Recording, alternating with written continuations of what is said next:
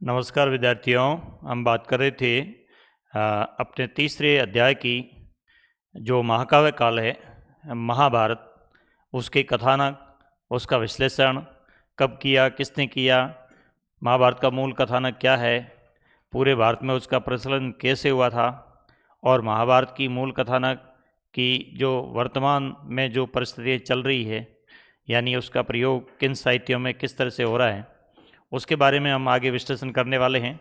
और इसी के निमित्त आगे हम सवाल देखते हैं।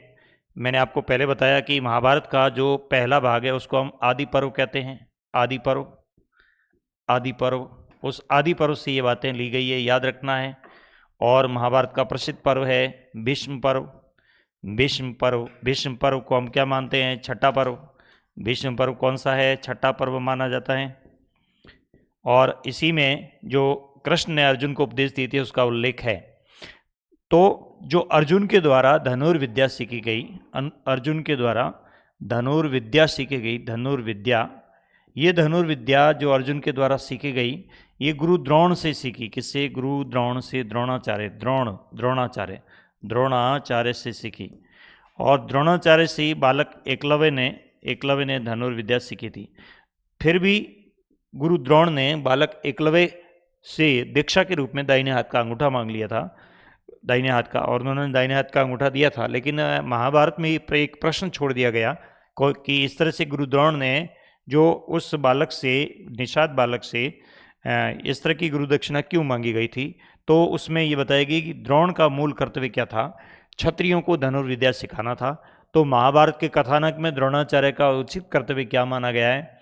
निषादों को धनुर्विद्या सिखाना नहीं, क्षत्रियों को धनुर्विद्या सिखाना। हाँ, महाभारत के अनुसार इनका जो मूल उद्देश्य था क्षत्रियों को धनुर्विद्या सिखाना था। इसलिए ये जो ऑप्शन है वो बी राइट है। नेक्स्ट सवाल देखते हैं। शूद्रक की रचना। देखिए, एक नाटक है, नाटक संस्कृत में, संस्कृत का नाटक है, संस्कृत भाषा में, ध्यान रखना है। और नाटक का नाम क्या है? नाटक का नाम है मृच्छ कटिकम। कटिकम, मृच्छ कटिकम जो नाटक है, इसके रचनाकार कौन है? रचनाकार इसके शूद्रक है। रचनाकार कौन है? शूद्रक है। और इसका नायक कौन है? नायक, इसका नायक है चारुदत्त। चारुदत्त। अब इसमें एक कहानी आती है, इस नाटक में एक कहानी आती है कि ये जो चारुदत्त है, ये चारुदत्त पहले क्या करता है? पहले ब्राह्मण का कार्य करता है, ब्राह्मण का कार्य करता है, ब्राह्मण का कार्य, और ब्राह्मण का कार्य करता है, और उसके पास अथाह संपत्ति आती है। और उसके बाद इस चारुदत्त के जो बेटे हैं वो सोने की गाड़ी से खेलते हैं। किससे? सोने की गाड़ी से खेलते हैं। लेकिन जब ये सारी संपत्ति जो है वो अपने भोग विलास के जीवन में उड़ा देता है, तो फिर इसकी स्थिति गरीब अवस्था में हो जाती है। और फिर ये क्या करता है? फिर ये मिट्टी की गाड़ियाँ लाता है अपने बच्चों के लिए, मिट्टी की गाड़ी, मिट्टी की गाड़ी। तो होता क्या है कि ये एक नर्तंगना पर पैसा खर्च करता है, जिसको गणिका कहते हैं, गणिका पर पैसा खर्च करता है। और गणिका जब उसके घर आती है तो क्या देखती है कि उसके बच्चे हैं जो मिट्टी की गाड़ी से खेल रहे हैं। तो उससे पूछते हैं कि भाई ऐसा क्यों हुआ?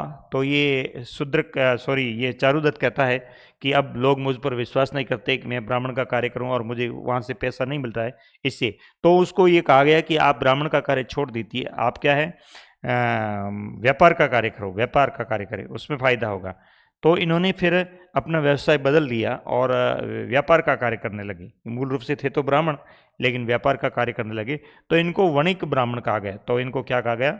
वणिक ब्राह्मण। वणिक ब्राह्मण। अपने मारवाड़ी में कहावत है ना, सुनार जो सोनी जो काम करते हैं, तो उसमें कहते हैं सब ममणी होनहार है। मतलब क्या है? ये मूल रूप से ब्राह्मण थे और उसके बाद स्वर्णकार का कार्य करना शुरू किया। उसी प्रकार ये मूल रूप से ब्राह्मण थे, लेकिन बाद में व्यापार करना कार्य शुरू किया। तो इसका मतलब हुआ कि जो वर्ण व्यवस्था थी उसमें व्यापार या व्यवसाय जो है, वो व्यवसाय जो है किस पर आधारित है? व्यवसाय है कर्म पर आधारित। किस पर है? कर्म पर आधारित है। क्या जन्म पर आधारित है? बिल्कुल नहीं, जन्म पर आधारित नहीं है। जन्म पर आधारित ना होकर के किस पर है? कर्म पर आधारित है, ऐसा ये नाटक बताता है। अब देखिए, मृच्छकटिकम, मृच्छ यानी मृत शब्द से बना है, और मृत का मतलब है मिट्टी, मिट्टी, मिट्टी। और छकटिकम, कटिकम नहीं, छकटिकम, छकटिकम, छकटिकम मतलब छकड़ा, छकड़ा माने गाड़ी, मिट्टी की गाड़ी, इसका अर्थ ये है। तो ये एक नाटक है। अब देखिए इसमें शूद्र की रचना मृच्छकटिकम में किस व्यवसाय का उल्लेख किया गया है? क्या राजगिरी यानी जो मकान निर्माण का कार्य, मकान का कार्य है, मिस्त्री का कार्य है, क्या वो कार्य करता था? नहीं, वो नहीं करता था। तो ये ऑप्शन गलत है। क्या सूत्रधार मतलब धागे का कार्य बुनकर का कार्य करता था? नहीं, बुनकर का नहीं। लोहे का भी कार्य नहीं करता था। क्या कार्य करता था? वणिक कार्य करता था, व्यापार का कार्य ये जो करता था। ऑप्शन राइट हो गया, वणिक। देखिए नेक्स्ट, मृच्छकटिकम नाटक के नायक कौन है? अभी बता दिया आपको। इस नाटक के नायक कौन है? चारुदत्त है। नाटक के नायक कौन है? चारुदत्त। देखिए ये नाटक जो है वो एक दुखात्मक स्वरूप में भी है। इस नाटक में प्राकृत भाषा का भी प्रयोग हुआ है, तो इस नाटक की कुछ ऐसी विशेषता है, प्राकृत भाषा का प्रयोग किया गया है, लेकिन मूल रूप से ये नाटक किसमें है? संस्कृत में है। इस नाटक के लेखक संस्कृत के विद्वान है। कौन? शूद्रक है। कौन है? शूद्रक है। तो ऑप्शन राइट हो गया। इसका नायक कौन है? चारुदत्त है। देखिए नेक्स्ट सवाल, रेशम बुनकर। देखिए एक अभिलेख है जिसको मंदशोर का अभिलेख कहते हैं, याद रखना है, मंदशोर का अभिलेख। ये भी व्यवसाय के बारे में उल्लेख करता है अभिलेख। ये मंदशोर में है। कहाँ? मध्य प्रदेश में, एमपी में है। मंदशोर में एमपी में है। और ये एक स्थान है एमपी में, दशपुर। ये दशपुर कहाँ है? मंदसौर जिले में। मंदसौर जिला कौन सा? मंदसौर जिले में ये है दशपुर गांव। इस दशपुर गांव में ये लोग रहते हैं। अब देखिए होता क्या है कि गुजरात के लाट प्रदेश के लोग हैं। गुजरात के लाट प्रदेश के लोग हैं। कहाँ के? लाट प्रदेश के लोग। अब ये गुजरात के लाट प्रदेश के लोग हैं और ये आकर के कहाँ निवास करते हैं? मंदशोर दशपुर गांव में आकर के निवास करते हैं। अब ये पहले क्या काम करते हैं? तंतुवाय का मतलब है बुनकर का काम करते हैं। क्या करते हैं?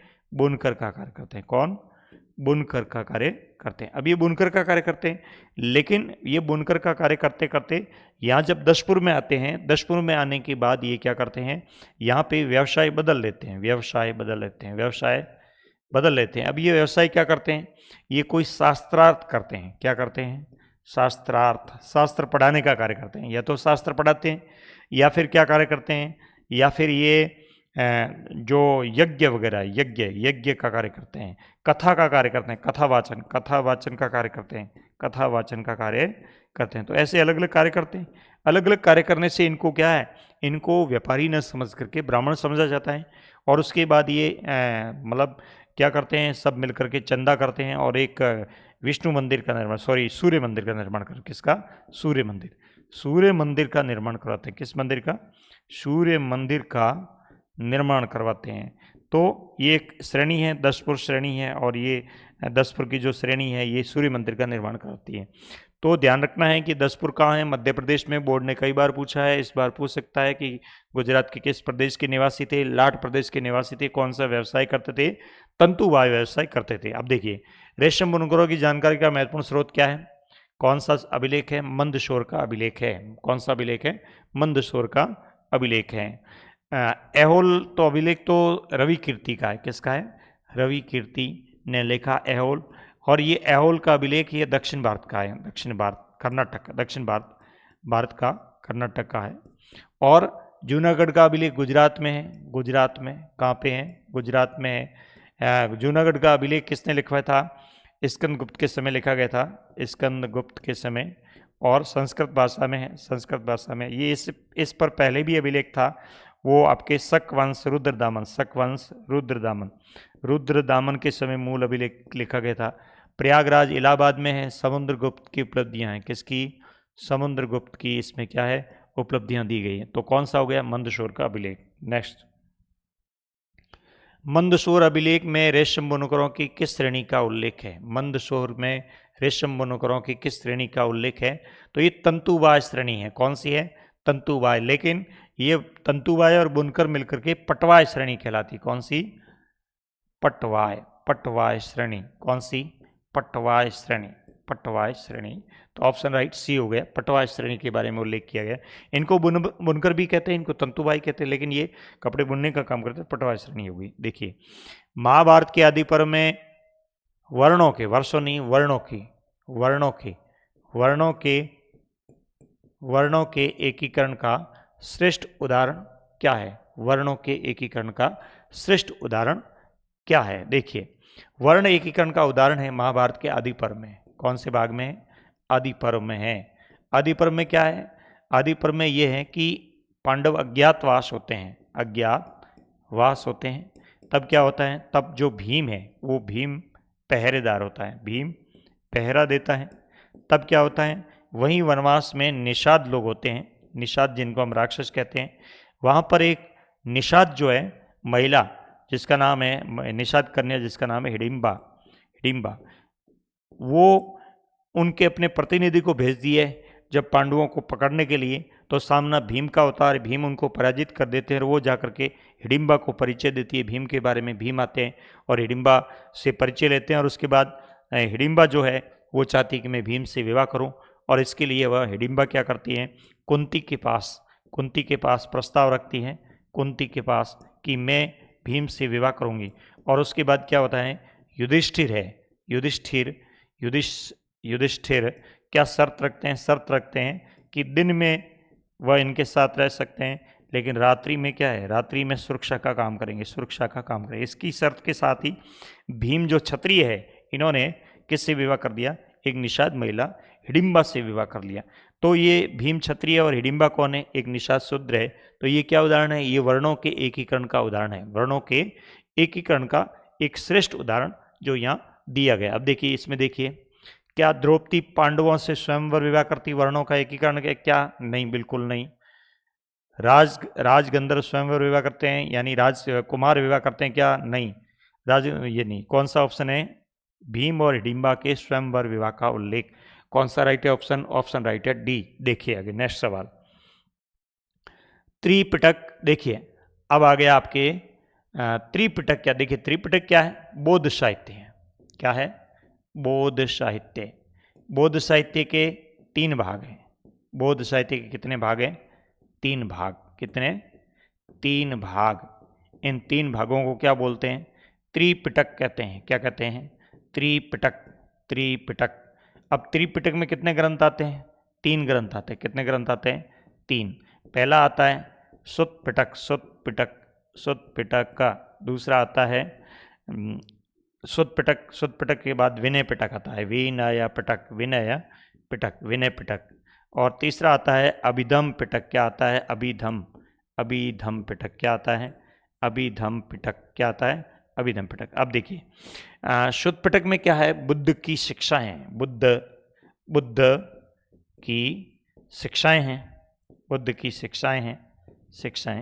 विनय पिटक में क्या है? बौद्ध धर्म के नियम, नियम बौद्ध धर्म के जितने भी नियम, जैसे भिक्षुओं के नियम है या श्रमणों के नियम है या विहारों में रहते हैं उनके नियम है, वो सब के सब इसमें नियम है। अभिधम पिटक में क्या? बौद्ध दर्शन, जैसे अष्टांगिक मार्ग है, तो बौद्ध दर्शन का उल्लेख इसमें अभिधम पिटक में है। तो बौद्ध साहित्य जो मूल रूप से कितने भागों में? 3। पिटक का अर्थ है टोकरी, यानी पहले बांस की टोकरी में जो पांडुलिपियां थी वो हाथ से लिखते थे और वो पांडुलिपियां टोकरी में डालते रहते थे, इस तरह से लिखा गया।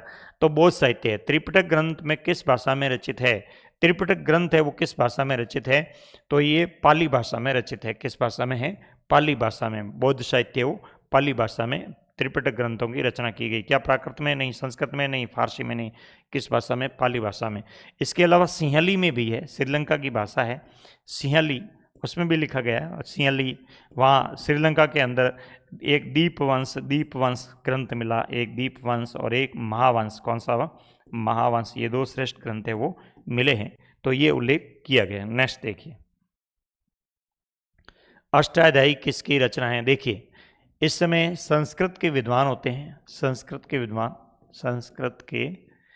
विद्वान शुंग काल में होते हैं, संस्कृत के विद्वान शुंग काल में, और उनका नाम है क्या? पाणिनि। क्या नाम है? पाणिनि उनका नाम है। पाणिनि की संस्कृत व्याकरण रचना है, संस्कृत व्याकरण। पाणिनि की संस्कृत व्याकरण रचना है कौन सी? अष्टाध्यायी। अष्टाध्यायी है, अष्टाध्यायी। एक और है पतंजलि की, किसकी? पतंजलि की रचना है, पतंजलि की एक रचना है जिसका नाम क्या है? महाभाष्य है, महाभाष्य। ये भी व्याकरण ग्रंथ है। एक कात्यायन की है, कात्यायन, कात्यायन, कात्यायन का ग्रंथ है जिसका नाम वार्तिका है। क्या नाम है? वार्तिका नाम है। क्या नाम है? वार्तिका नाम। तो इस तरह से 3 व्याकरण ग्रंथ है जिनको व्याकरण त्रयी कहते हैं। व्याकरण त्रयी कहा जाता है, व्याकरण त्रयी कहा जाता है। क्या कहते हैं इनको? व्याकरण त्रयी कहा जाता है। अब देखिए, अष्टाध्यायी किसकी रचना है? पाणिनि की। किसकी है? पाणिनि की। कात्यायन की क्या है? वार्तिका है। कात्यायन की क्या है? वार्तिका है। और पतंजलि किसकी रचना है? महाभाष्य, महाभाष्य, महाभाष्य। ये वरदराज की रचना है भीमसेन की। किसकी? भीमसेन संस्कृत के विद्वान है।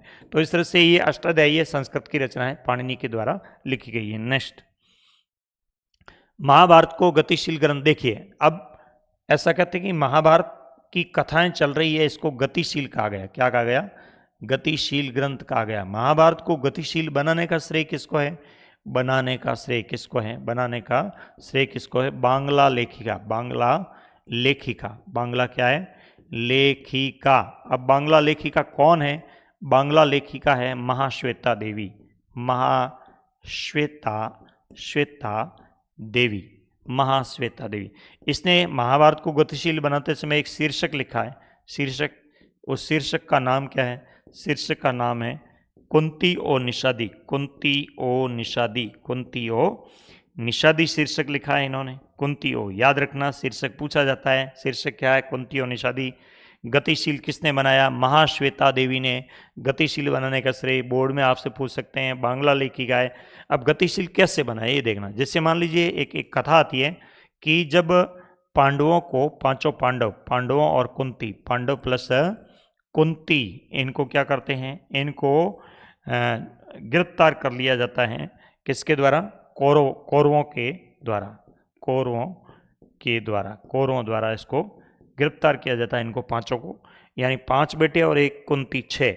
और इनको दुर्योधन जो है, गिरफ्तार करवाने के बाद दुर्योधन जो है राज सत्ता प्राप्त करना चाहता है और इनको लाक्षागृह जेल में डालते हैं। एक जेल का नाम है लाक्षागृह। लाक्षागृह जेल में डाल देते हैं। तो जेल में डालने के बाद ये ऐसा कहते हैं कि कुंती ने तय किया कि मैं मेरे बेटों को इस लाक्षागृह से बाहर कैसे निकालूं। और उधर दुर्योधन इनको मारना चाहता था। जो उनके नियमित रूप से भोजन आता था, कहते हैं कि उसमें विष मिला करके वो दुर्योधन मारना चाहता था, और ये बात कुंती को पता थी। तो इन्होंने क्या किया? ऐसा कहते हैं कि एक महिला थी, निषादी महिला थी। तो इन्होंने निषादी के 5 पुत्र, निषादी के पुत्रों से इन पांडवों की मित्रता करवाते हैं। और ऐसा कहते हैं कि कुंती जो है इनके खाने को बदल देती है। और फिर क्या होता है, ऐसी कहानी बनाई हुई है।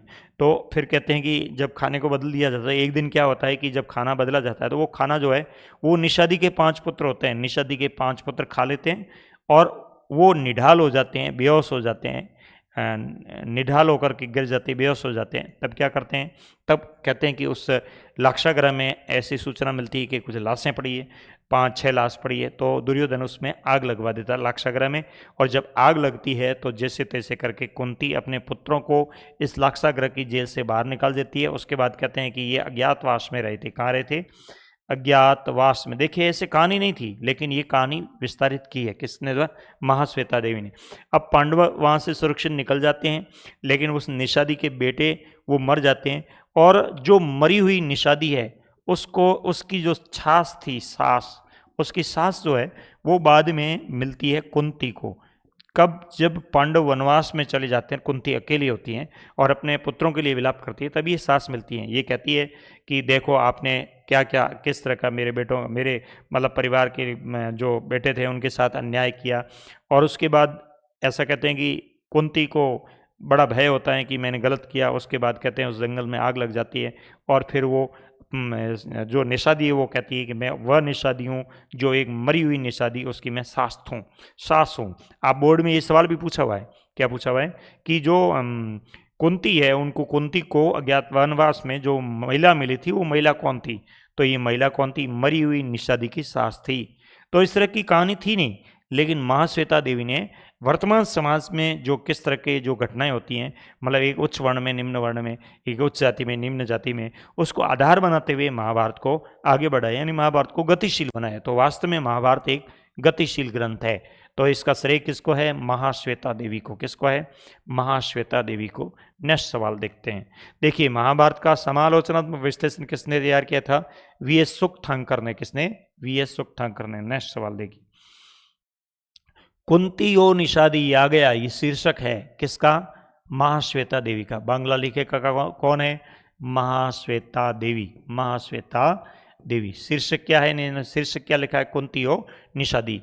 अब देखिए, शीर्षक में निषादी कौन है? ये निषादी है कौन? मरी हुई निषादी जो बहू थी, मरी हुई निषादी की सास।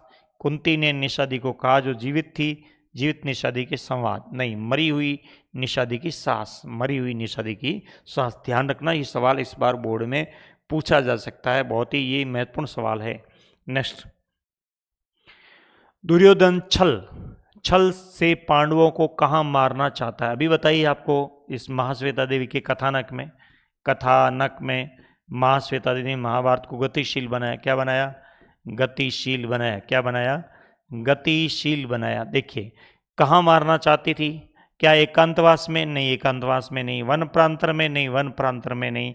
विष देकर तो, लेकिन स्थान पूछा है तो स्थान क्या है? लाक्षागृह, लाख की जो जेल है वहां पे उनको मारना चाहती थी। देखिए नेक्स्ट, द्रौपदी कौन थी? तो 16 महाजनपद है, 16 महाजनपद, उसमें एक पांचाल जनपद है, पांचाल जनपद, जिसकी राजधानी अहि छत्र है, जैसा कि महाभारत में भी उल्लेख आता है। तो यहाँ पांचाल राज्य के जो राजा थे, पांचाल नरेश द्रुपद थे, नाम था द्रुपद की बेटी थी द्रौपदी। व्यास मुनि ने कहा है कि ये द्रौपदी जो है वो इंद्राणी का रूप है। किसका रूप है? इंद्राणी का रूप है। और पांचों पांडव है वो किसके हैं? इंद्र के रूप है। किसके हैं? इंद्र के रूप है। और इसीलिए इनका विवाह जो है पांचों पांडवों के साथ, इसका विवाह होता है द्रौपदी में। देखिए, द्रौपदी कौन थी? तो पांचाल नरेश द्रुपद की पुत्री थी। आपसे सवाल पूछ सकते हैं, महत्वपूर्ण है द्रौपदी का परिचय। नेक्स्ट, मनुस्मृति के अनुसार स्त्रियों को संपत्ति के अधिकार दिए गए। देखिए, मनुस्मृति में उल्लेख है, मनुस्मृति में स्त्री धन का उल्लेख है। स्त्री धन, ध्यान रखना, स्त्री धन पूछा जा सकता है। स्त्री धन क्या है? तो स्त्री धन के 2 तरीके हैं, पिता के घर से। कहाँ से? पिता के घर से, और पति के घर से। पति के घर से प्राप्त संपत्ति, ये मनुस्मृति में उल्लेख किया गया है। इसको हम क्या कहते हैं? स्त्री धन कहते हैं। इसके अलावा स्त्री को संपत्ति के 6 अधिकार है। 6 अधिकार। कितने? 6 अधिकार है। पुरुष को 7 अधिकार है। पुरुष को 7 अधिकार है। पुरुष को कितने हैं? पुरुष को 7 अधिकार है। स्त्री को कितने हैं? 6 अधिकार है। अब देखिए, अब ये 6 अधिकार क्या है? तो इसमें कहा गया है कि कौन कौन सी संपत्ति है वो स्त्री की हो सकती हैं। यदि वो पिता के घर में रहती, पिता के घर में प्राप्त संपत्ति वो इसकी संपत्ति है। और कौन सी संपत्ति है? नाना नानी और दादा दादी के द्वारा स्नेह के रूप में प्राप्त संपत्ति।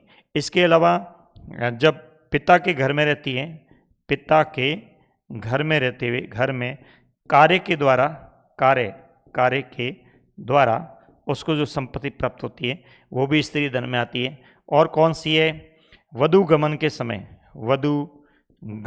समय उपहार जो भी यहाँ पे दिया जाता है वो सारा का सारा जो है वो स्त्री धन में आता है। तो पहला ये हो गया, दूसरा ये हो गया, तीसरा ये हो गया, चौथा ये हो गया, पांचवा है वो अपने वधुगमन के बाद पति द्वारा दी गई भेंट। इसके अलावा और है, और कौन सी है? अन्य अन्य जो सहेलियां हैं, मान लीजिए अन्य सहेलियां वगैरह हैं, या अन्यों के द्वारा जो उपहार दिया जाता है वो भी स्त्री धन में आता है। इस तरह से स्त्रियों के लिए कितनी संपत्ति का उल्लेख किया है? 6 प्रकार की संपत्ति का उल्लेख किया है। नेक्स्ट सवाल, राजा अवंती पुत्र बोध, देखिए एक कथा आती है, संवाद आता है, संवाद संवाद संवाद आता है एक बोध ग्रंथों में, जिसको जातक ग्रंथ कहा जाता है। क्या कहता है? जातक ग्रंथ कहा जाता है। एक जातक ग्रंथ में एक कथा आती है राजा अवंती पुत्र की। राजा का नाम है अवंती पुत्र, राजा अवंती पुत्र। और बोध विद्वान होते हैं कचायन, बोध विद्वान कचायन। कौन है? कचायन। इसमें यह उल्लेख आता है कि राजा अवंती पुत्र कहते हैं कि क्या क्षत्रिय ही संपत्ति प्राप्त कर सकते हैं? क्षत्रिय ही राजा हो सकते हैं? क्षत्रिय ही राजा हो सकते हैं या संपत्ति प्राप्त कर सकते हैं? तो कचायन ने क्या कहा? कचायन ने कहा यदि कोई निषाद व्यक्ति है, और मान लीजिए कोई चांडाल व्यक्ति है, चांडाल है, और उसके पास संपत्ति है, क्या है? संपत्ति है, तो क्या ब्राह्मण उसका यज्ञ नहीं करेगा? ब्राह्मण उसके, मान लीजिए वो राजा भी बन गया, तो ब्राह्मण उसके द्वार में नहीं जाएगा? बिल्कुल, राजा ब्राह्मण द्वार में जाएगा, ब्राह्मण यज्ञ करेगा, तो ब्राह्मण भी सेवक होगा। तो कहने का मतलब यह है कि संपत्ति जो है वो कोई भी प्राप्त कर सकता है। संपत्ति है वो कोई भी प्राप्त कर सकता है, और जो योग्य है वो राजा हो सकता है। कैसा है? योग्य है वो राजा हो सकता है, राजा हो सकता है। अब ये क्या है? एक जातक ग्रंथ है। अब ये किस में है? एक निकाय ग्रंथ में है। किसमें? निकाय में। किसमें? मध्यम निकाय ग्रंथ है, निकाय है, उसमें उल्लेख किया गया है। भगवती सूत्र नहीं, भगवती तो जैन साहित्य है। कौन सा? यहाँ पे मध्यम निकाय ग्रंथ है, उसमें ये इस तरह की कथा उल्लेख है। राजा अवंती पुत्र और बुद्ध के अनुयायी कचन के संवादों में चारों वर्णों में भेद रहित बात किस ग्रंथ में उल्लेखित है? मध्यम निकाय में उल्लेखित है। आपसे पूछ सकते हैं। नेक्स्ट सवाल, तमिलकम राज्यों के सरदार किसके आश्रयदाता थे? देखिए अब एक कहानी आती है तमिलकम राज्यों में, दक्षिण भारत में। कहाँ पे? तमिलकम राज्यों में। तमिलकम राज्यों में कहाँ पे आती है? तमिलकम राज्यों में। कौन से राज्यों में? तमिलकम राज्यों में एक कहानी का उल्लेख मिलता है। कहानी क्या है? कहानी है कि यहाँ पर ये किसमें? एक तमिल साहित्य में उल्लेख मिलता है। किसमें? तमिल साहित्य में उल्लेख मिलता है। किसमें? तमिल साहित्य। इस तमिल साहित्य का नाम क्या है? तमिल साहित्य का नाम है पुरुनारूरू। दूसरा क्या नाम है? मुरुनारूरू। तो ये उल्लेख किसमें है? पुरनारूरू में। क्या है? पुरनारूरू में एक कथा आती है कि एक नगर है इरतई नगर के जो है चारण लोग हैं। चारण कौन है? बुद्धिजीव। इनकी जो जीवा पर सरस्वती होती हैं। चारण लोग जब सुधा से पीड़ित, सुधा माने भूख से पीड़ित, जब ये भूख से पीड़ित होते हैं तो ये लोग जाते हैं अपने राजा के पास कि हमें संपत्ति दीजिए। तो राजा के पास धन नहीं होता है, तो ये राजा की प्रशंसा में क्या करते हैं? प्रशंसा में गीत गाते हैं और राजा को प्रोत्साहित करते हैं कि आप लुहार के पास जाइए और लुहार के पास जाकर के आप भाले लाइए और भाले लेकर के आप संपत्ति को जीतिए, युद्ध करके जीतें और जीत करके संपत्ति प्राप्त करें। तो क्या है? जीत करके संपत्ति प्राप्त करेंगे तो तुम क्या है? राजा जो है वो आपके प्रति सेवक या आश्रयदाता के रूप में हो सकते हैं। तो सरदार कौन है? राजा। आश्रयदाता कैसे हैं? ये उल्लेख किया गया है। तो ये किसके हैं? चारण कवियों के द्वारा। किसके द्वारा उल्लेख किया गया है? चारण कवियों के द्वारा। नेक्स्ट सवाल, तमिलकम ग्रंथ का नाम क्या है? पुरनारूरू, ये याद रखना है। नेक्स्ट देखिए, किस तमिल संगम साहित्य में उल्लेख है? इरतई नगर। देखिए इरतई नगर का नाम क्या है? इरतई नगर की सुधा को शांत करने का कार्य राजा करता है। ऐसा किसमें उल्लेख है? ऐसा पुरनारूरू ग्रंथ में उल्लेख है। किसमें? पुरना। तवरम है? नहीं, तवरम तो किसका है? नैनारों का ग्रंथ है। नैनारों का ग्रंथ है। ये तमिलकम राज्यों में भी मिला था। पुरनारूरू के साथ ही मुरनारूरू था। तो मणिमेखले इसमें भी नहीं है। ये संगम साहित्य है। कैसा साहित्य है? संगम साहित्य है। तो इसमें भी उल्लेख नहीं मिलता है। किसमें? पुरनारूरू में उल्लेख मिलता है। नेक्स्ट सवाल देखते हैं,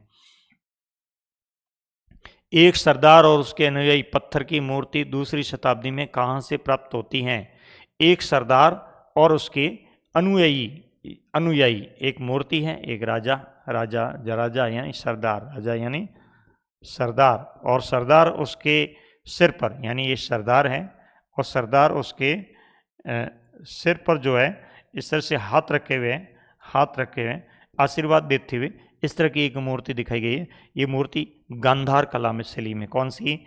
गांधार कला शैली में, गांधार कला शैली में। ये मूर्ति कहाँ मिली थी? अमरावती। अमरावती कहाँ है? आंध्र प्रदेश में इस तरह की मूर्ति मिली थी, तो ये हमें ध्यान में रखना है। नेक्स्ट सवाल, महाभारत की भाषा क्या है? सीधे सीधे शब्दों में कहें, महाभारत जो है वो संस्कृत भाषा में है। कभी ऐसा सवाल भी पूछ लिया जाता है, महाभारत किस में लिखा है? पर्वों में लिखा है। किस में? पर्वों में। कितने पर्व है? 18 पर्व है। कितने पर्व है? 18 पर्व है। पहला कौन सा है? आदि पर्व है, आदि पर्व। महाभारत का मूल कथानक, जो मूल कथानक है वो किस नगर से जुड़ा हुआ है? कथानक है वो हस्तिनापुर से। किससे है? हस्तिनापुर से जुड़ा हुआ। किससे जुड़ा हुआ है? हस्तिनापुर से जुड़ा हुआ है। नेक्स्ट देखिए, महाभारत की विषय वस्तु कितने भागों में बांटी गई है? महाभारत की विषय वस्तु, देखिए महाभारत की विषय वस्तु की बात करते हैं हम। महाभारत की विषय वस्तु, महाभारत की विषय वस्तु के 2 भाग है। कितने भाग है? 2 भाग है। एक भाग का नाम क्या है? एक भाग का नाम है उपदेशात्मक। उपदेशात्मक, इसमें क्या है? नैतिक शिक्षा है। क्या है? नैतिक शिक्षा। नैतिक शिक्षा। जैसे छठा पर्व, कौन सा पर्व है? छठा पर्व, जिसमें छठे पर्व में क्या है? छठे पर्व में शिक्षा दी गई है। किसको? अर्जुन को। किसके द्वारा? कृष्ण के द्वारा। अर्जुन को शिक्षा है वो कृष्ण के द्वारा दी गई है। उसके बाद में दूसरा आता है आख्यात्मक। कौन सा भाग है? आख्यात्मक। आख्यात्मक में क्या है?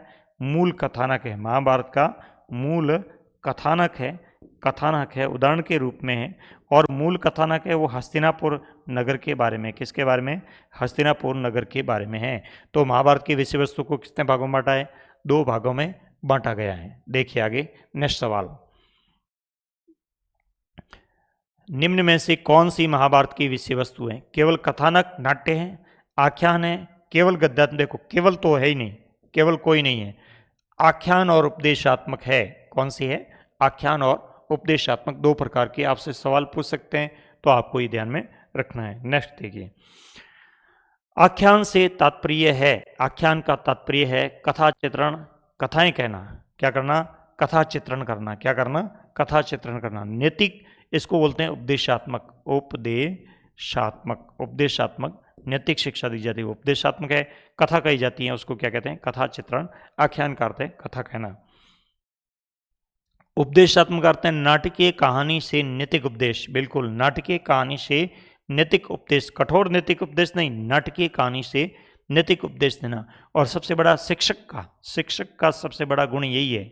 शिक्षक का सबसे बड़ा गुण यही, कहाँ पे? कक्षा कक्ष में, कि वो नाटकीय अंदाज में विषय वस्तु को प्रस्तुत करता है। तो उसे विद्यार्थी क्या है? सभी प्रकार की गतिविधियों से वो अच्छे तरीके से स्वीकार कर लेता है। तो कृष्ण ने किया? अर्जुन को भी जो शिक्षा दी है वो नाटकीय अंदाज में दी। तो नाटकीय कहानी से नैतिक उपदेश देना उपदेशात्मक का मतलब ये है। देखिए नेक्स्ट,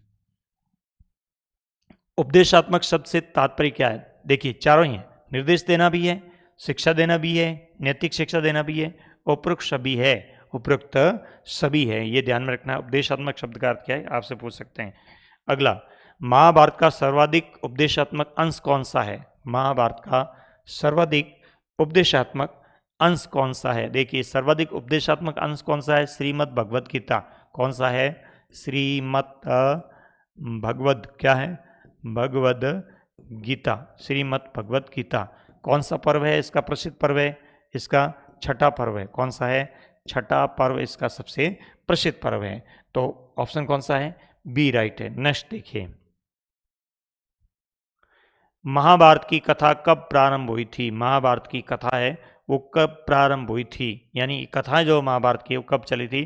तो ये 6ठी शताब्दी ईसापुर, 6ठी शताब्दी ईसापुर से ये चली आई थी। नेक्स्ट देखिए, जो जिसके प्रारंभिक रचनाकार भट्टसारथी है। कौन है? भट्टसारथी। देखिए, कृष्ण का विष्णु के रूप में सर्वाधिक प्रचलन कृष्ण का विष्णु के रूप में सर्वाधिक प्रचलन जो है वो कौन से काल में हुआ है? तो कौन सी शताब्दी में सर्वाधिक हुआ है? यानी गुप्त काल में हुआ है, 4वीं शताब्दी ईस्वी से 7वीं शताब्दी ईस्वी के मध्य, 4वीं से 7वीं। लेकिन इससे पहले महाभारत काल में भी था। विष्णु के रूप में जो कृष्ण को माना गया है, किसके रूप में? विष्णु के रूप में। विष्णु पुराण भी लिखा गया गुप्त काल में, विष्णु पुराण। और विष्णु के जो अवतार है, विष्णु के अवतार, कितने अवतार है? दशावतार, दशावतार है। इन दशावतार का मंदिर कहाँ बना हुआ है? देवगढ़, झांसी। झांसी, देवगढ़ उत्तर प्रदेश, झांसी। कहाँ पे? उत्तर प्रदेश में ये प्रसिद्ध मंदिर बना हुआ है। तो ये ध्यान रखिए विष्णु के बारे में। देखिए आगे नेक्स्ट, महाभारत का प्रारंभिक नाम क्या है? देखिए महाभारत का प्रारंभिक नाम क्या है? भारत संहिता है। महाभारत का प्रारंभिक नाम क्या है? भारत संहिता। इसके प्रारंभिक रचयिता कौन थे? बटसारथी। कौन थे? बटसारथी। ये ध्यान में रखना है। महाभारत संहिता जब इसके 1 लाख श्लोक हो गए, कितने? 1 लाख श्लोक हो गए। और इसके रचयिता कौन माने गए? महर्षि वेदव्यास। महर्षि वेद व्यास जो है इसके रचयिता माने गए हैं। नेक्स्ट सवाल, महाभारत के हस्तिनापुर के साक्ष्य 1951-52 में, 1951-52 में किसके द्वारा? बीबी लाल, बीबी लाल के द्वारा, बीबी लाल के द्वारा। कितने स्तरों में खोजा गया? 5 संस्तर या 5 स्तर, 5 संस्तर या 5 स्तर, 5 स्तरों में खोजा गया, स्तरों में। इसका सबसे प्रसिद्ध स्तर कौन सा है? तीसरे स्तर में क्या है? महाभारत के साक्ष्य मिले। किसके साक्ष्य मिले? महाभारत के साक्ष्य मिले। और क्या मिला यहाँ पे? एक वलय कूप भी मिले। क्या मिले? वलय कूप, मोड़दार कुएं भी मिले हैं। तो ये महाभारतकालीन साक्ष्य है। यहाँ पे हस्तिनापुर में मिले। कहाँ पे? हस्तिनापुर, मेरठ उत्तर प्रदेश में। हस्तिनापुर कहाँ पर है? मेरठ उत्तर प्रदेश में है। मेरठ यूपी में हस्तिनापुर है, वहाँ इस तरह के साक्ष्य वो मिले हैं। कब? 1951-52 में। नेक्स्ट सवाल,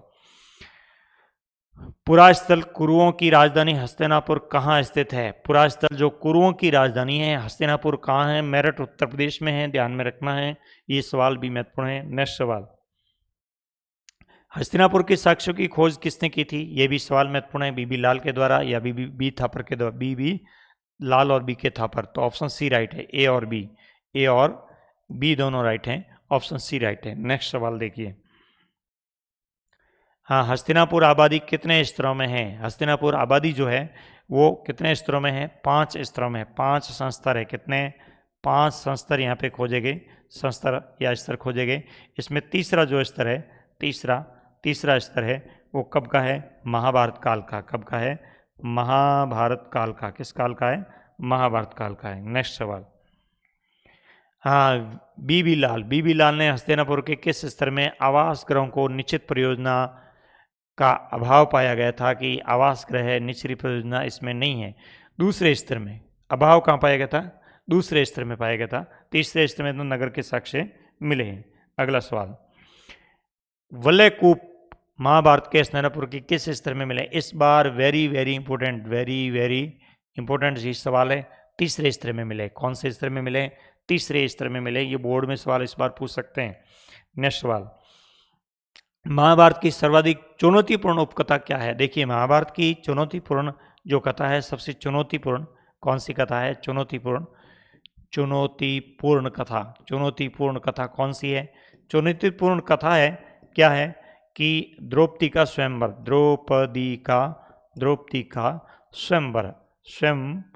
जो है वो है। देखिए, पांडवों की लाक्षागृह में हत्या करना, कुंती का निषादी पुत्रों की हत्या करना, द्रौपदी का पांडवों से स्वयंवर करना। ऑप्शन सी राइट है। ये भी आपसे पूछ सकते हैं, महत्वपूर्ण सवाल है। नेक्स्ट देखिए, महाभारत के आदि पर्व में हस्तिनापुर नगर की तुलना। हाँ, ये बहुत महत्वपूर्ण है। महाभारत के आदि पर्व में हस्तिनापुर की तुलना किसकी? हस्तिनापुर की तुलना है वो किससे की गई? तुलना जो है वो किससे की गई है? इंद्रपुरी से, इंद्र की नगरी से या इंद्रपुरी से इसकी तुलना की गई। किससे की गई? इंद्र की नगरी से इसका तुलना जो वो की गई है। आदि पर्व में ये भी किस में है? महाभारत के आदि पर्व में है। महाभारत के आदि पर्व में, याद रखना। नेक्स्ट सवाल, द्रौपदी के 5 पांडवों की पत्नी के रूप में स्वीकार का निर्णय किसने लिया? द्रौपदी को 5 पांडवों की पत्नी के रूप में कौन स्वीकार कर रहा है, यानी इसको स्वीकार करने की अनुमति किसने दी थी? तो अनुमति किसने दी थी? अनुमति दी थी युधिष्ठिर ने। किसने? बड़े भाई ने। बड़े भाई कौन है? युधिष्ठिर है, जिन्होंने अनुमति दी थी। आप यहाँ पे उत्तर कुंती करेंगे, लेकिन कुंती गलत होगा। कुंती ने तो कहा था कि ये बेटे आपको जहाँ भी कोई वस्तु मिलती है तो आप उसको 5 भागों में बांट लीजिए। और जब लेकर के आए, कौन? पांडव लेकर के आए द्रौपदी को घर पर, तो उन्होंने बताया नहीं कि भाई मैं हम पत्नी के रूप में लाए हैं। उन्होंने बताया कि भाई हम कोई वस्तु लाए, तो माँ ने कहा आप 5 भागों में बांट लीजिए, यानी 5 ही स्वीकार कर लीजिए। लेकिन इसकी अनुमति किसने दी थी? अनुमति युधिष्ठिर ने दी थी। याद रखना, ये सवाल गलत तो हो जाए ना। देखिए, ब्राह्मणीय वर्ण व्यवस्था की आलोचना किस धर्म में विकसित हुई है? देखिए, ब्राह्मणीय जो वर्ण व्यवस्था है, कौन सी व्यवस्था है? वर्ण व्यवस्था। वर्ण व्यवस्था, वर्ण व्यवस्था का उल्लेख किस में है? ऋग्वेद में। कौन से वेद में? ऋग्वेद में। ऋग्वेद के कौन से सूक्त में है? पुरुष सूक्त में है। कौन से सूक्त में है? पुरुष सूक्त में है। चारों वर्णों का उल्लेख है। किसका है? चारों वर्णों का। किसका? चारों वर्णों का। इन चारों वर्णों की उत्पत्ति कहाँ से हुई है? उत्पत्ति हुई है आपके प्रजापति ब्रह्मा से। कहाँ से? प्रजापति ब्रह्मा से। प्रजापति ब्रह्मा से उत्पत्ति हुई, ऐसा माना जाता। अब देखिए, ब्राह्मणीय वर्ण व्यवस्था की आलोचना किस धर्म में की गई है?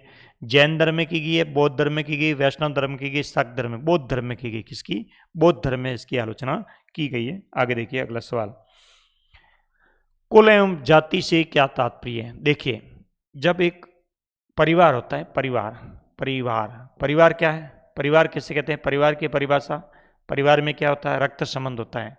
रक्त संबंध होता है। क्या होता है? रक्त संबंध। भावना कैसी होती है? बंधुत्व की होती है। बंधुत्व की भावना होती है। कैसी भावना होती है? बंधुत्व की भावना होती है। रक्त संबंध होते हैं। प्राथमिक संबंध होते हैं। कैसे? प्राथमिक संबंध। कैसे संबंध होते हैं? प्राथमिक संबंध होते हैं। प्राथमिक संबंध वाला जो भाग है वही परिवार में होता है। इसे हम क्या कहते हैं? इसे हम परिवार कहते हैं, या इसको वास्तविक परिवार कहते हैं। वास्तविक। एक परिवार के जो बांधव होते हैं उनके समूह या परिवार को कुलप कहा जाता है। उनके मुखिया को कुलप कहते हैं, और उनके वंश जो है उसको कुल कहा जाता है। कुल का मतलब क्या हुआ? कुल का मतलब हुआ वंश। कुल का मतलब क्या हो गया? वंश हो गया। अब देखिए, वंश किसमें? वंशानुगत। वंश ठीक है। उसके बाद है वंशानुगत जन्मजात। उसके बाद वंशानुगत है वो क्या है? कुल है। और जन्मजात क्या होती है? जाति होती है। जाति क्या होती है? उस समय जाति क्या मानी जाती थी? जन्मजात। जन्मजात मानी जाती थी। बाद में जाति क्या है? व्यवसाय पर आधारित हो गई। तो यहाँ कुल और जाति से तात्पर्य क्या? वंशानुगत और जन्मगत। नेक्स्ट सवाल, महाभारत की गतिशीलता देखी गई नवीन कथानकों में, मूर्ति कलाओं में, नाट्य, सभी में उपरोक्त सभी सवाल सही है। इस तरह का सवाल आता है, ये सीईटी का सवाल है, CUET का सवाल है। देख लीजिए, कंप्यूटर से पूछते हैं। नवीन कथानकों में भी है, नाटक नृत्य कलाओं में भी है, मूर्ति कलाओं में भी है, सभी में है, ये ध्यान में रखना है। नेक्स्ट सवाल, हस्तिनापुर के साक्ष्य में क्या मिले हैं? वलयकूप मिले हैं। बिल्कुल, आपसे पूछ सकते हैं हस्तिनापुर के साक्ष्य बताइए। शोषक गर्त यानी कचरा जो है सोखने वाले गड्ढे हैं वो मिले हैं। मिट्टी की दीवारें, हाँ बिल्कुल, बड़ी बड़ी मिट्टी की दीवारें मिली है, जैसे कि आपकी किताब में फोटो दिए हुए हैं। उपरोक्त सभी साक्ष्य मिले हैं। उत्तर राइट है डी, उपरोक्त सभी साक्ष्य मिले। आपसे पूछा है हस्तिनापुर में क्या साक्ष्य मिले? तो वलयकूप मिले हैं, शोषक गर्त मिले हैं, मिट्टी की दीवारें मिली है। नेक्स्ट सवाल, नेक्स्ट है, ब्राह्मणीय दृष्टि से असमानता का आधार क्या है? ब्राह्मणीय दृष्टि से असमानता का आधार किस पर होता है? लिंग पर होता है, जन्म पर, जाति पर, व्यवसाय पर। तो किस पर होता है? जाति पर आधारित। ब्राह्मणीय व्यवस्था में जो असमानता है वो किस पर आधारित है? जाति पर आधारित दिखाई गई है। नेक्स्ट सवाल, बौद्ध ग्रंथों में ब्राह्मणीय सिद्धांत को किस प्रकार चुनौती दी गई? बौद्ध ग्रंथों में सामाजिक विषमता नैसर्गिक नहीं है, राजा का चयन जनता से नहीं देवीय रूप में होता है, मानव वनस्पति एक दूसरे पर भी नहीं। ऑप्शन राइट कौन सा है? सारे कथन सत्य हैं। सारे कथन क्या सत्य बता रहे हैं? कि ब्राह्मणीय सिद्धांत के अनुसार किस प्रकार को चुनौती दी? ब्राह्मणीय सिद्धांत क्या? चारों वर्णों की उत्पत्ति प्रजापति ब्रह्मा के ऋग्वेद के पुरुष सूक्त से हुई है। तो यहाँ पे क्या सामाजिक विषमता नैसर्गिक नहीं है, ये कौन कह रहा है? बौद्ध ग्रंथ कहते हैं। बौद्ध ग्रंथ कहते हैं ये आपने जो सामाजिक व्यवस्था बनाई है कि ये व्यवस्था नैसर्गिक का मतलब हुआ कि ईश्वरगत बनी हुई है, जैसा कि ऋग्वेद कहता है, लेकिन बौद्ध ग्रंथ कहता है ये संभव नहीं। इसका मतलब ये बात सत्य है। और क्या है? मानव वनस्पति एक दूसरे से भिन्न नहीं है। मानव और वनस्पति दोनों क्या एक साथ में जुड़े हुए हैं, ये कौन कह रहे हैं? बौद्ध ग्रंथ कहते हैं राजा का चयन जनता से नहीं देवीय से होता है। राजा का चयन भी है वो किस सिद्धांत पर आधारित होता है? देवीय सिद्धांत पर आधारित होता है। किसमें? ब्राह्मणीय सिद्धांत में। इसको चुनौती दी कि भाई इस प्रकार के राजा का चयन है वो नहीं होना चाहिए। तो सारे कथन सत्य है, सभी कथन सही है। नेक्स्ट सवाल देखिए, महाभारत के किन सामाजिक मूल्यों को स्थापित किया गया है? महाभारत में कौन से सामाजिक मूल्य स्थापित किए गए? देखिए, कन्यादान पिता का महत्वपूर्ण कर्तव्य है, बिल्कुल महत्वपूर्ण कर्तव्य है। पिता का महत्वपूर्ण कर्तव्य क्या है? योग्य वर के साथ कन्यादान करना, ऐसी बात लिखी है। परिवार में वृद्ध पुरुष का आधिपत्य, बिल्कुल परिवार में वृद्ध पुरुष का आधिपत्य होता है। माता का स्थान सर्वोच्च है, बिल्कुल महाभारत काल में माता का स्थान है वो सर्वोच्च माना गया था। इसलिए तो दुर्योधन फैल हुए, दुर्योधन को सलाह दी गई गांधारी के द्वारा, लेकिन दुर्योधन ने यह सलाह नहीं मानी थी। इसका मतलब ये सारे कथन सत्य हैं, डी सही है। देखिए नेक्स्ट सवाल, महाभारत की चुनौतीपूर्ण कला द्रौपदी के स्वयंवर विवाह की व्याख्या किसने की? किसने व्याख्या की? व्यास मुनि ने। ये सवाल इंपॉर्टेंट है, वेरी वेरी इंपॉर्टेंट। आपसे सवाल बोर्ड में पूछ सकते हैं, इस बार पूछने की बारी है, ध्यान रखना, महत्वपूर्ण सवाल है। नेक्स्ट सवाल, महाभारत का प्रथम अध्याय कौन सा है? सीधी सी बात है, महाभारत का प्रथम अध्याय कौन सा है? आदि पर्व है, जिसमें हस्तिनापुर नगर का उल्लेख किया गया है। देखिए नेक्स्ट सवाल, धर्मशास्त्र और धर्मसूत्र में कितने विवाहों का उल्लेख किया गया है? कितने? 8 प्रकार के विवाह। कितने? 8 प्रकार के विवाह है। कितने प्रकार के विवाह है? 8 प्रकार के विवाह है जिनका उल्लेख किया गया है। क्या किया गया है? जिनका उल्लेख किया गया है। किसमें? धर्मशास्त्र और धर्मसूत्रों में। कितने प्रकार के विवाह है? 8। उत्तम कोटि के कितने? 4 प्रकार के हैं, जैसे ब डा पा ग आर पी। अब देख लीजिए, ब्रह्म विवाह, देव विवाह, आर्ष विवाह, प्रजापत्य विवाह, ये 4 उत्तम कोटि के हैं। उसके बाद क्या है? बड़ा, उसके बाद असुर विवाह, गंधर्व विवाह, राक्षस विवाह, पिशाच विवाह, ये 4 है निम्न कोटि के। तो ध्यान रखने, विवाह कितने प्रकार के? 8 प्रकार के। नेक्स्ट सवाल, वेदज्ञ वर के साथ अलंकारों से विभूषित कन्यादान करना विवाह का कौन सा रूप है? देखिए, अब इसमें पूछा है कि पहला है, दूसरा है, तीसरा है, चौथा है। देखिए, तो देखिए, विवाह ब डा पा, ये 4 है, ब डा पा ग आर पी। तो देखिए, ब्रह्म विवाह कौन सा? ब्रह्म विवाह, उसके बाद देव विवाह, उसके बाद आर्ष विवाह, उसके बाद प्रजापत्य विवाह, प्रजापत्य, ये उत्तम कोटि के विवाह है। अब इसमें देखिए, ब्रह्म विवाह में क्या है? वर या वधु दोनों ही वेद के विद्वान होने चाहिए। दोनों, देव विवाह में क्या है? वर वधु दोनों में से एक वेद का विद्वान हो। आर्ष विवाह में क्या है? वधु के पिता के द्वारा वर को एक गाय और बैल के जोड़ा भेंट किए जाते हैं। प्रजापत्य विवाह में क्या? प्रजापत्य में कुछ भी लेना देना नहीं है, योग्य वर के साथ अपनी पिता अपने कन्या का दान, मतलब कन्यादान करता है, कन्या का दान करता है, और इस तरह से अलंकृत विवाह और श्रेष्ठ विवाह माना जाता है।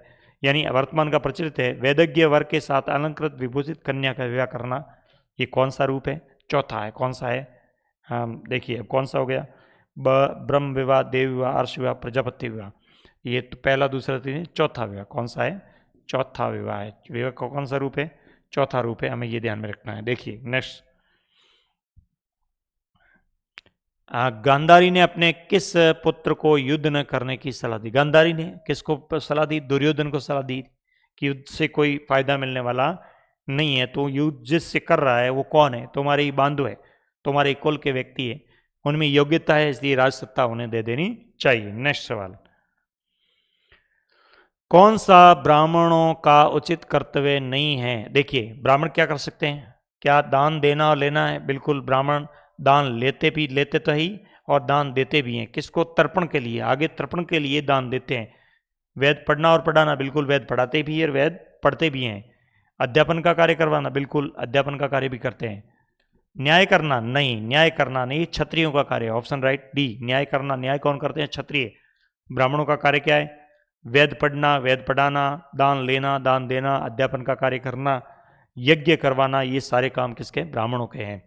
देखिए नेक्स्ट, चारों वर्णों की उत्पत्ति ऋग्वेद किससे हुई है? प्रजापति ब्रह्मा से हुई। किससे हुई? प्रजापति ब्रह्मा से हुई है। ऐसा उल्लेख किसमें है? ऋग्वेद के पुरुष सूक्त में है। नेक्स्ट सवाल, महाभारत का लेखन का श्रेय किसको है? महाभारत का लेखन का श्रेय किसको है? श्री गणेश को है। किसको है? श्री गणेश को है। व्यास मुनि ने वाचन किया है और श्री गणेश ने महाभारत का लेखन किया है, ऐसा मानते हैं। नेक्स्ट, महाभारत के प्रारंभिक रचयिता कौन माने जाते हैं? भट्ट सारथी माने जाते हैं। बहुत महत्वपूर्ण सवाल है, याद रखना है, ध्यान रखना है। नेक्स्ट सवाल, ये सवाल बोर्ड में इस बार पूछ सकते हैं। महाभारत की संपूर्ण रचना का श्रेय किसको है? महर्षि वेदव्यास को है। किसको है? महर्षि वेदव्यास को है। संपूर्ण रचना का श्रेय किसको है? महर्षि वेदव्यास को है। नेक्स्ट, स्त्री धन से क्या तात्पर्य? विवाह संस्कार से प्राप्त संपत्ति, पिता के घर से प्राप्त संपत्ति, दोनों ही सही है। 1 और 2 दोनों सही, ऑप्शन राइट है सी। देखिए नेक्स्ट सवाल, मनुस्मृति के अनुसार संपत्ति बंटवारा किस आधार पर होना चाहिए? इसके बारे में असत्य कथन ढूंढना। मनुस्मृति के आधार पर संपत्ति का बंटवारा कैसे हो? सभी पुत्रों में समान रूप से बंटवारा होना चाहिए। हाँ, ये बात भी कही गई। ज्येष्ठ पुत्र को विशेष भाग देना चाहिए, बिल्कुल, ये भी मनुस्मृति ने कहा है। पितृवंशिकता का अनुसरण करना चाहिए, ये भी मनुस्मृति ने कहा है। स्त्रियों को हिस्सा देना चाहिए, नहीं, पिता की संपत्ति में स्त्रियों का हिस्सा है वो देना चाहिए, ऐसा मनुस्मृति में नहीं कहा गया है। यानी ये कथन जो है वो क्या है? ये कथन असत्य है। ये कथन असत्य है, ध्यान में रखना, आपसे पूछ सकते हैं, महत्वपूर्ण सवाल है। नेक्स्ट, प्रभावती गुप्त का विवाह किससे हुआ था? वाकाटक राजवंश से। कौन सा? वाकाटक राजवंश। वाकाटक राजवंश। प्रभावती गुप्त कौन थी? चंद्रगुप्त द्वितीय की पुत्री। चंद्रगुप्त द्वितीय की पुत्री, द्वितीय की पुत्री थी, चंद्रगुप्त द्वितीय की पुत्री। इसने क्या किया? ये पूना ताम्र पत्र लिखवाया। क्या है? पूना ताम्र पत्र है, वो लिखवाया। किसने? प्रभावती गुप्त ने पूना ताम्र पत्र लिखवाया। और इस पूना ताम्र पत्र को किसने लिखवाया? इसके मंत्री चक्रदास ने। मंत्री चक्रदास ने कब लिखवाया? राज्याभिषेक के 13वें वर्ष में। 13वें वर्ष में लिखवाया। और इसमें क्या है? चनाल स्वामी ब्राह्मण को। किसको? चनाल स्वामी ब्राह्मण को एक गांव दान में दिया। कौन सा? दंगुन गांव। कौन सा गांव दान में दिया है? दंगुन गांव है वो दान में दिया गया। अब देखिए, प्रभावती गुप्त का विवाह किस वंश में हुआ? वाकाटक वंश में हुआ, ये सही है। नेक्स्ट सवाल, भीम और हिडिंबा से उत्पन्न, देखिए भीम और हिडिंबा का विवाह हुआ था। भीम क्षत्रिय थे। भीम कौन थे? क्षत्रिय थे। हिडिंबा कौन थी? निषाद थी। और उसके बाद इन्हें एक पुत्र प्राप्त होता है जिसका नाम होता है घटोत्कच। और आपको पता है घटोत्कच की भूमिका होती है किसमें? महाभारत के युद्ध में। मांडव्य कुमार कौन है? ये तो एक जातक मातंग कौन है? बुद्ध। मातंग कौन है? बुद्ध मातंग कौन है? चांडाल की कहानी आती है। चांडाल की कहानी आती है। और इसका विवाह होता है एक दित कन्या से। किससे? दित कौन है? ब्राह्मण कन्या है, ब्राह्मण कन्या। उसके बाद ये मातंग चले जाते हैं और इन्हें एक पुत्र प्राप्त होता है जिसका नाम क्या है? मांडव्य कुमार। क्या नाम है? मांडव्य कुमार। और ये मांडव्य कुमार बड़ा होकर के राजा बनता है। और ये ब्राह्मणों को भोजन करवाता है। किसको? ब्राह्मणों को भोजन करवाता है। उसके बाद अपना परिचय देता है कि भाई मैं चांडाल हूँ। इस तरह से सामाजिक भेद मिटाने का प्रयास है वो किया गया। देखिए, चांडालों के कर्तव्यों का उल्लेख किसमें है? मनुस्मृति में है। किसमें है? मनुस्मृति में चांडालों के कर्तव्यों का उल्लेख है। और किसने किया है? चीनी यात्री वेनसांग ने चांडालों के कर्तव्यों का उल्लेख किया है।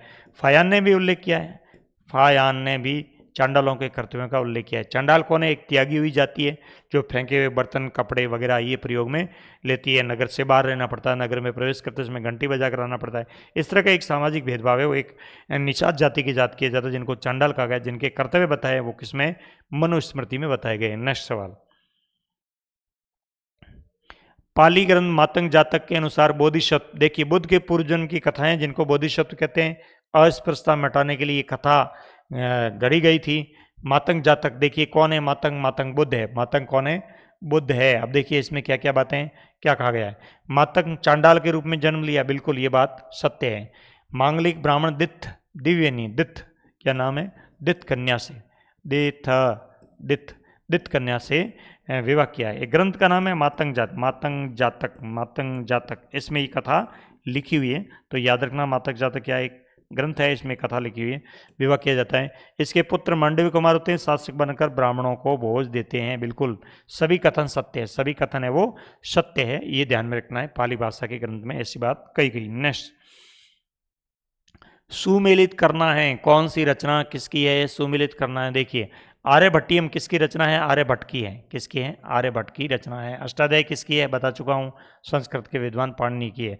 नाट्यशास्त्र किसका है, भरत मुनि का है। चरक का किसकी है, चरक संहिता की। अब देखिए ए में क्या है, ए में 4 है, ए में 1 2 4, इसका मतलब ये ऑप्शन चला गया। अब देखिए अष्टाध्यायी सेकंड में फर्स्ट है, देखिए क्या है फर्स्ट है, नहीं ये तो पहले से चला गया था, ठीक है। इधर नहीं, ये थर्ड है, पहले से चला गया। अब ऑप्शन रहे आपके पास 2, अब 2 ऑप्शन रहे। देखिए ऑप्शन को ऐसे चेंज करना। उसके बाद क्या होता है, नाट्यशास्त्र किसका, भरत मुनि का, यानी सी में सेकंड है। सी में सेकंड है क्या, आप यहाँ पे देख लीजिए, सी में बिल्कुल सेकंड है, सी में सेकंड, ये सी में सेकंड है, यहाँ पे नहीं है, यहाँ पे नहीं, इसका मतलब ये ऑप्शन चला गया, ये पहले से चला गया। तो ऑप्शन राइट कौन सा है, बी हो गया। चरक संहिता किसमें है, ये आपके थर्ड भाग में हो जाएगी। तो इस तरह से ऑप्शन बी राइट। सुमिलित कीजिए। ऐसी पुस्तकें और रचनाएं और उनके लेखक है, ये नाम याद रखना है। सीयूटी का महत्वपूर्ण प्रश्न है, बोर्ड में भी पूछ सकते हैं। नेक्स्ट, महाभारत के महाकाव्य के विषय वस्तु के निम्नलिखित कथनों पर विचार करें, सही कथन की पहचान करिए। सही क्या है उसकी पहचान करना है। ग्रंथ की विषय वस्तु को कथात्मक एवं उपदेशात्मक में वर्गीकृत कर सकते हैं, बिल्कुल। इसके ग्रंथ के महाभारत के दो भाग हैं, एक भाग कथानक जिसको हम क्या कहते हैं, आख्यान, और दूसरा उपदेशात्मक। उपदेशात्मक सामाजिक मानक है, बिल्कुल सही बात है। उपदेशात्मक अंश में क्या है, सामाजिक मानक बताए गए हैं।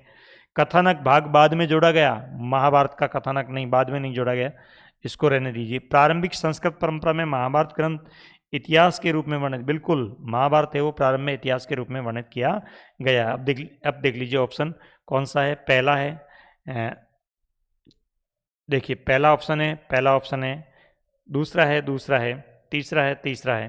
देखिए तीसरा सभी में, इसका मतलब ये भी कथन सत्य है। कथानक भाग है महाभारत के, बाद में भी जोड़ते गए, इसका मतलब डी राइट है। First second third fifth, first second first fifth.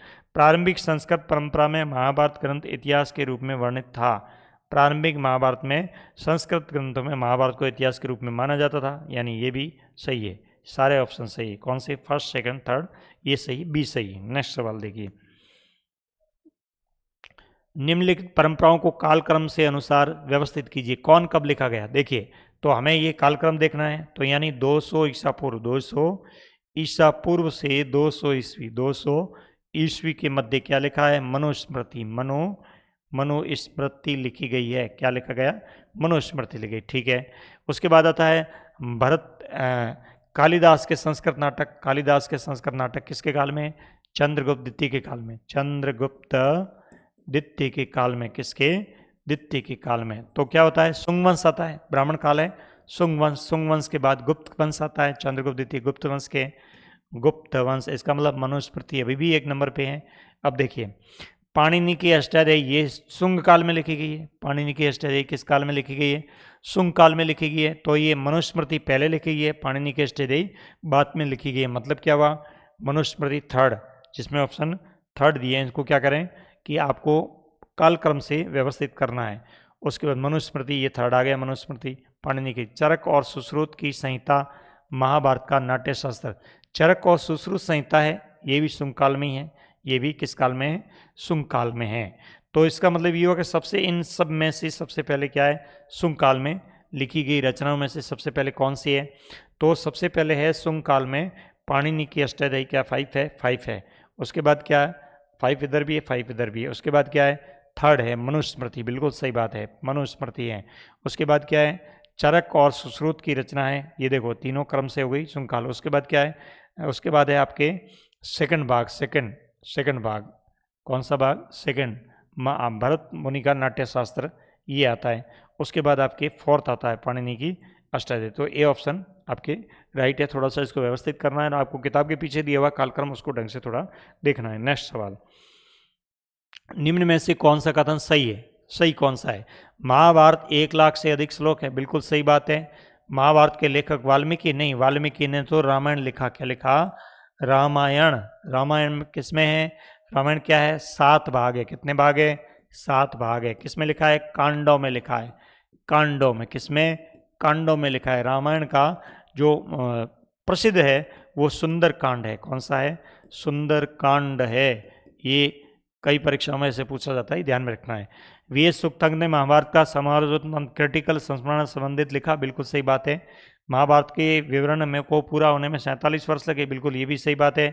Mahabharat का विवरण है वो 13,000 से अधिक पृष्ठों में है, बिल्कुल 13,000 से अधिक पृष्ठों में है। इसका मतलब हुआ सी ऑप्शन राइट है। कौन सा हो गया? सी ऑप्शन राइट हो गया। नेक्स्ट देखिए, सुमेलित करना है। जाति क्या है, वंश क्या है, जन क्या है? देखिए जन क्या है? जन एक बड़ा समूह है, रिश्तेदारों का बड़ा समूह। वंश क्या है? सबसे पहले वंश कुल जाति। वंश क्या है? रिश्तेदारों का बड़ा समूह है। उसके बाद में लोग क्या है? जन से जुड़ते हैं। लोग किससे जुड़ते हैं? जन। डी में थर्ड, डी में क्या है? थर्ड ऑप्शन किस में है? डी में थर्ड ही है। अब देख लीजिए, ए में सेकंड है, ए में क्या है? सेकंड है। ए में कुल, कुल मतलब परिवार है, बिल्कुल कुल परिवार सेकंड। बी में थर्ड, जाति, जाति का मतलब बी में क्या है? बी में फर्स्ट, बी में रिश्तेदारों का बड़ा समूह क्या है? जाति है। रिश्तेदारों का बड़ा समूह जाति है। उसके बाद वंश क्या है? वंश है आपके वंशावली। वंश क्या है? वंशावली है, वंशावली। उसके बाद क्या है? उसके बाद है आपके जन। जन क्या है? लोग, जन लोग। ऑप्शन राइट हो गया सी। तो ये भी एक महत्वपूर्ण सवाल है, ध्यान में रखिए। नेक्स्ट सवाल, निम्न में से किन शासकों ने देवपुत्र या ईश्वर की उपाधि धारण की? कई बार बता चुका हूँ, सातवान वंश के शासकों ने देवपुत्रों की स्वर्गपुत्र, देवपुत्र, देवपुत्र की उपाधि। देखिए सातवान वंश है वो क्या नाम से, सॉरी मैं बता रहा हूँ आपको, मातृनाम। मातृनाम पितृवंश है, ये ध्यान रखना है। मातृनाम पितृवंश, पितृवंश, पितृवंश है ही सातवान वंश।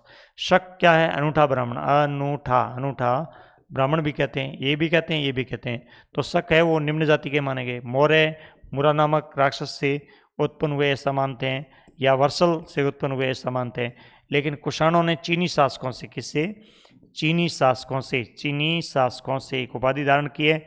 उपाधि कौन सी है? देवपुत्र। कौन सी? देवपुत्र या स्वर्गपुत्र के नाम से जो कुषाण है वो जाने जाते हैं। नेक्स्ट सवाल देखिए, मिलान करना है। माता के माध्यम से वंश परंपरा का पता लगाना क्या कहता है? मातृवंशिकता कहलाता है। ब्राह्मणीय व्यवस्था में बर्बर या बाहरी लोग, जिसको क्या बोलते हैं? मलेच्छ कहते हैं। क्या कहते हैं? मलेच्छ। महाभारत का पहला भाग कौन सा है? आदि पर्व है। और किस गोत्र कुल जाति में इलाके में रहने वाले लोग अंतर्विवाह कहलाते हैं? अब देखिए पहले में क्या है? पहले में है आपके 3 नंबर। कौन सा? 3 नंबर। दूसरे में क्या है? बी। दूसरे में थर्ड है, बिल्कुल दूसरे में थर्ड है। तीसरे में फर्स्ट है, तीसरे में फर्स्ट है, चौथे में सेकंड है। तो ऐसा उल्लेख किया गया। ऑप्शन राइट कौन सा हो गया? डी हो गया। नेक्स्ट सवाल, मृच्छकटिकम नाटक के नायक चारुदत्त ब्राह्मण और वणिक है। ब्राह्मण और क्या है? वणिक। ब्राह्मण और वणिक है, वणिक। सी सही है, सी ऑप्शन राइट है। नेक्स्ट सवाल, अब देखिए सातवान राजवंश के शासक के अनूठा ब्राह्मण का गौतमी पुत्र श्री सातकर्णी। गौतमी पुत्र श्री सातकर्णी, ये राइट है। तो विद्यार्थियों ये सारे सवाल थे आपके तीसरे पार्ट के, और तीसरा पार्ट यहाँ आपके पूर्ण होता है। इसके बाद आगे वाले सीरियल में हम देखेंगे चौथे पार्ट के महत्वपूर्ण प्रश्न। थैंक यू, धन्यवाद।